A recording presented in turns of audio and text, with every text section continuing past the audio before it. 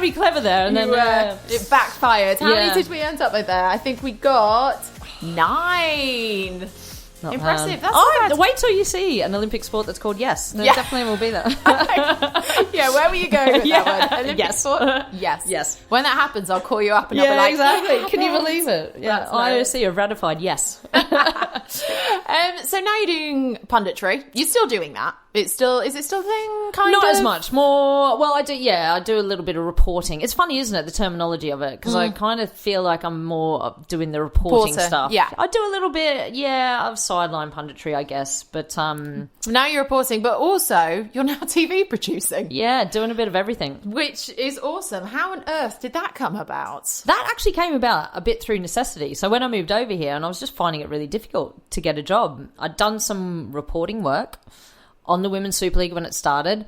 But to be fair, I was still very inexperienced, and I remember getting a call from the producer of the WSL and saying, yeah, look, we're going to replace you with someone more experienced called Ailey Barber. Oh. And I was like, who's Ailey Barber? Who is this? And Ailey Barber's excellent. Famous last words. Famous last word. Ailey Barber is excellent. And to be honest, you know what it's like. It's a very competitive world if you want to be on TV, on screen.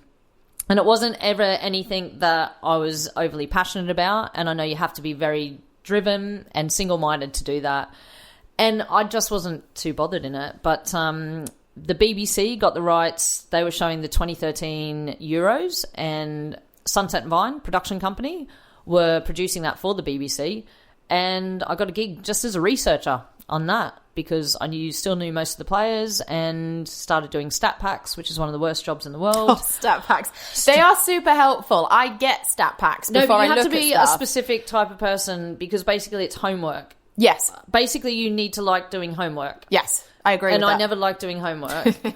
And It's a lot of numbers as well. And also, women's football statistics are just so... You can't trust them.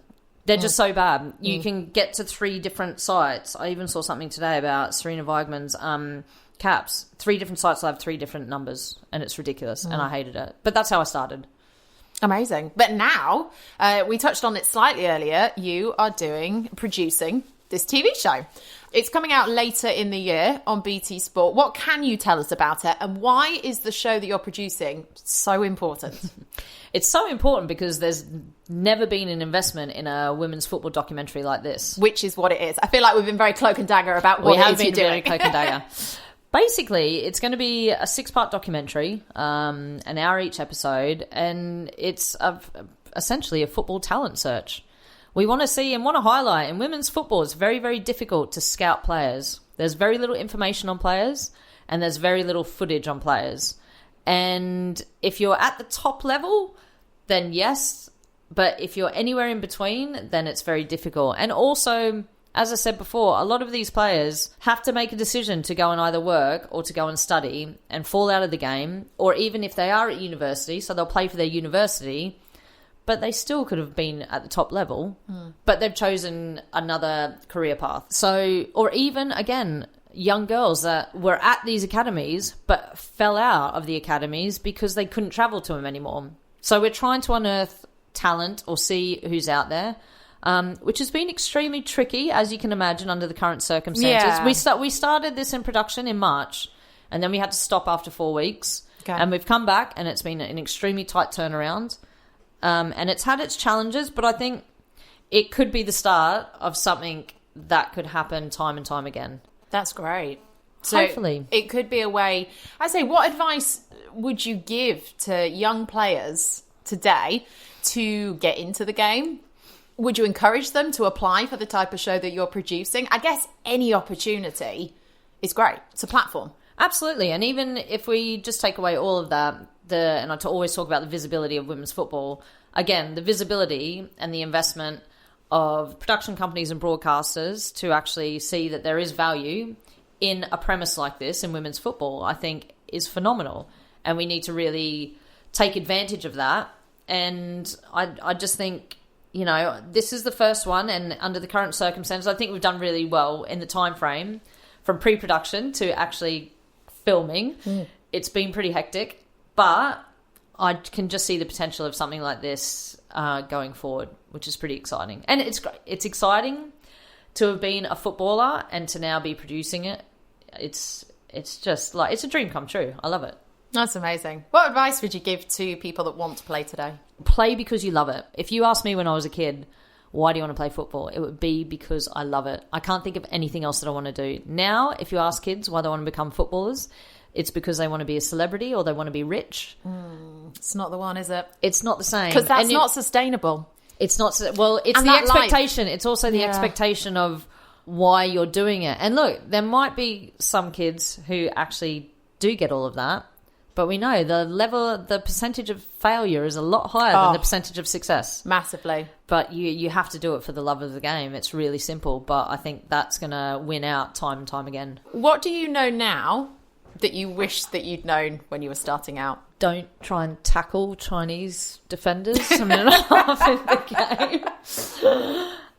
What do I know now that I didn't know then? I think it's actually now having a voice and speaking up for inequality and speaking up with your opinion and standing up for what you believe in. Because I think as a youngster and when you're in a very male-dominated environment, coming from sport and then into production and into particularly sport production, it can be very difficult to actually have your voice. And that can take time and take a few hits as well, chinks in the armour, to actually find your confidence. And I feel like I'm there again now because I was a confident person, but then retraining at 30 years old in a completely different career was really difficult.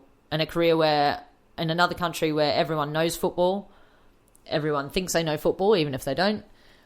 But there's a high expectation when you do come into a role like this. And it was, I'm not going to lie, it was really difficult for a good couple of years. I was terrible and didn't have any self-esteem. I'd lost my confidence, but it just takes time. You've just got to grind through it. Yeah. And now I feel like I'm back to where I was previously. Feel like you're back to the old Eesh. That's great. Back to the old Eesh. Love it. Lastly, let's do this last quiz. This is your last chance to get some points on the board.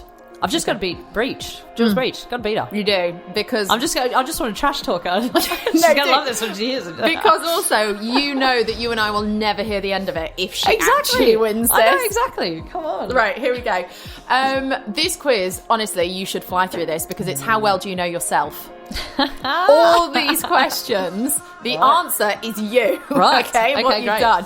And judging from what you've said throughout this chat, I feel like you've got an incredible memory for detail. Oh, gosh. So I think you'll do well at this. Okay. So let's see how we go. In 3, 2, 1. Yes. At 15, you got the call up to international duty of a tour in 97 of which countries? Right. Hungary, Finland, Sweden, Estonia, Belgium, Holland. 5, 6, 7. Where else is there? We only went through Germany. We didn't play there. Where else did we go? That's good enough for me. Is it? Yeah. How many professional teams have you played for? 2. Have I? 3? Name them. Millwall, Brisbane Roar. Oh, who's the other one? I don't know the other one. Queensland Academy of Sport? No. Queensland Sting. Oh, Queensland Sting. There you go. Well, that's so. Yeah, okay. Never mind. You worked for Optus Sport, the 2019 Women's World Cup. Which stadium were you at for the final? Leon Stadium. What's it called? Is that Groovenmuth? Yep, that's There the you one. go. Leon Stadium. How many international caps have you got?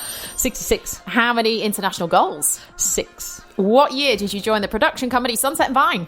2013. For which company did you work on the 2011 Women's World Cup? ESPN. Yes. In what role? Pundit. Correct. What number is on the shirt when you had your infamous red card moment? Number 13. It was. Are we out of time? This is where rules on this podcast really don't apply. Also, you keep giving me the answers. I think it's safe to say I will not be branching out into game show hosting anytime soon. You might need to look that back about when it actually the time stopped. 1, 2, 3, 4, 5, 6, 7, 8, 9, 13. Lucky number 13. Eesh. Lucky number 13. So, I liked Adam. As soon as I saw him, I thought he's a good lad. I know, he's the like independent adjudicator. So if I get my trusty calculator out, because I'm rubbish at maths, we've got 5 plus 9. Oh, you've only gone and done it. You've beaten Jules Breach. Yes. You've got 27. In your face, Jules. Oh, that's amazing. amazing. She might have a couple of complaints about some of those, but I don't care. I don't care. So mad. She is, because she's a real stickler. She's like a Monica from Friends when it comes to games and rules. So she's going to have a lot to say. But even better. Never mind. We're just going to cheers in front of her face. Yep, unlucky. Hey, look, Eesh, to finish this off, I'm asking every guest that I have on just to finish this sentence, and you can finish it in as many words as you want, little, like a lot, no right or wrong. So I'm just going to say 3 words and then you finish it off. So I'm going to say women in sport need to continue using their voices to improve the visibility and support of other women. That was awesome. Really? Yes. No, it really was, actually. I think you've just made such a good point about speaking out more, being forward-facing, being more vocal. And supporting other women. Yes. It's really difficult. Women in sport, we're still a minority, and we need to just keep supporting each other and need to keep building each other up rather than trying to exclude. And I do think sometimes that does happen because we think that there's not as many roles for women, but the opportunities are growing, though. Opportunities are growing, and there's enough out there for everyone, and we just need to keep supporting each other. Definitely. Well, thank you so much for being on this podcast. You Pleasure. Supported me doing this, so I really appreciate it. I honestly do. With pleasure. You've been fabulous. Good luck with the show. Thanks. Coming out later this year. BAFTA award-winning documentary. Can I be your +1? Yep. Yes. All right. Hopefully by then we'll have award shows back and it will be there. But for the time being, Alicia Ferguson, thank you so much. Thanks, Becky.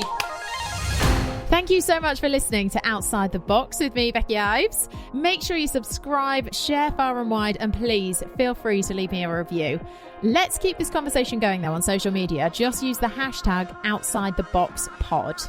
Next up, we'll be speaking to women's football agent Georgie Hodge. But in the meantime, do feel free to get in touch with any comments, questions, anything that I can help you with. You can drop me a shout anytime at Becky_Ives_ on Twitter or at Becky Ives Official on Instagram. Thank you so much, and I'll catch you next time.